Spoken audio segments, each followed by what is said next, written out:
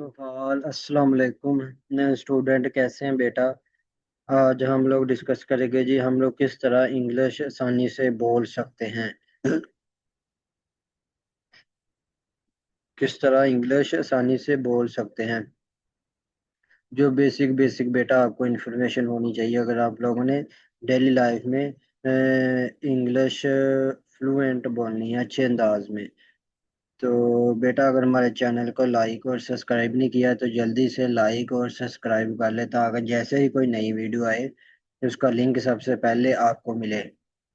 तो बिना टाइम ज़ाया किए हम अपना आज का लेक्चर शुरू करते हैं। मॉड्यूल 1, बेसिक सेंटेंस जो हैं बुनियादी जुमले, उनके बारे में आपको पता होना चाहिए। फॉर एग्जांपल, अगर आप स्टूडेंट हैं तो आपको पता होना चाहिए कि आई एम ए स्टूडेंट, मैं एक तालिब इल्म हूँ। ये सेंटेंस आपको आना चाहिए। अगर पूछ ले जी आप क्या करते हैं तो कहो जी आई एम ए स्टूडेंट, मैं एक तालिब इल्म हूँ। उसके बाद ही वो स्कूल जा रही हैं या मैं स्कूल जा रहा, he is going to school या she is going to school, वो स्कूल जा रही हैं।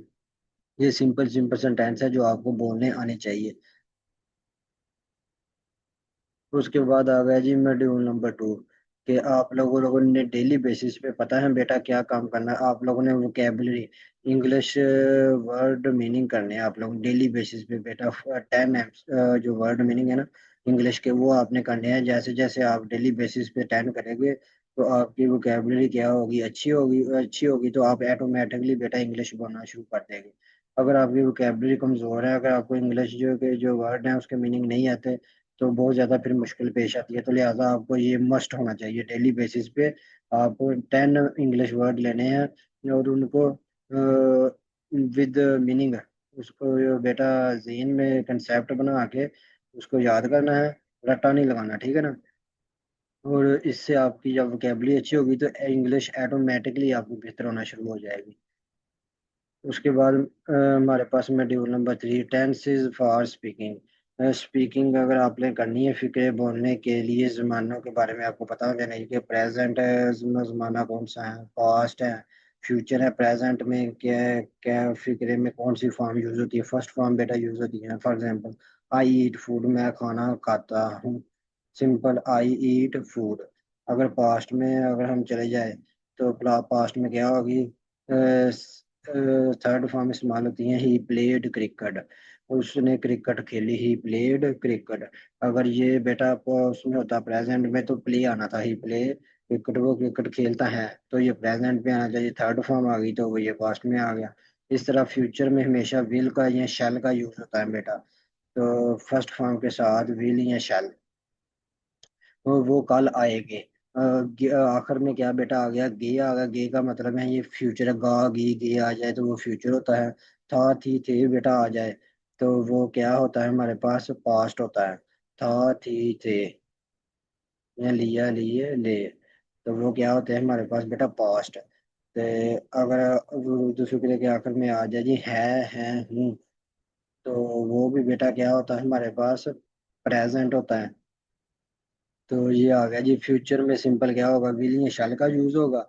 और क्या होगा जी, फर्स्ट फॉर्म इस्तेमाल होगी, वो कल आएंगे। फ्यूचर का आ गया, मीन्स कल आएंगे, अभी वक्त आना है। तो वो ज्यादा है, दे विल कम टुमारो, कल आएंगे, ठीक है। सिंपल ही आपको पता नहीं, प्रेजेंट में फर्स्ट फॉर्म से, जो पास्ट है उसमें थर्ड फॉर्म, उसके बाद फ्यूचर में बेटा विल के साथ फर्स्ट फॉर्म। तो सिंपल ये जो आपको पता होना चाहिए, तो फिर आप आसानी से बोल सकेंगे नॉर्मल इंग्लिश। उसके जैसे जैसे बेटा आप प्रैक्टिस करेंगे तो इसमें से आप में की इंग्लिश जो होती है वो बेहतर हो जाए होती जाएगी, ठीक है ना। डेली बेसिस पे आप लोगों ने वोकैबुलरी करनी है, इंग्लिश वर्ड मीनिंग को कंसेप्ट के साथ याद करना है। उसके बाद जी मॉड्यूल नंबर 4, कन्वर्जेशन प्रैक्टिस, मुकालमे की मशक। आप लोगों ने एग्जाम्पल करनी है जी, मशक करनी है। कैसे? Example dialogue, who are you, तुम कैसे हो। तो आगे से फिर आपको मिलेगा जी I am fine, thank you, and you, आप कैसे हैं। आप फिर क्या जवाब है, आई एम गुड टू, आप कैसे हैं, ठीक है।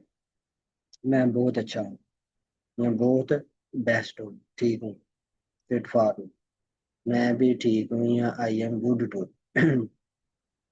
ये आपको सिंपल पता होना चाहिए कि हु आर यू, किसी से पूछना है कि आप कैसे हैं।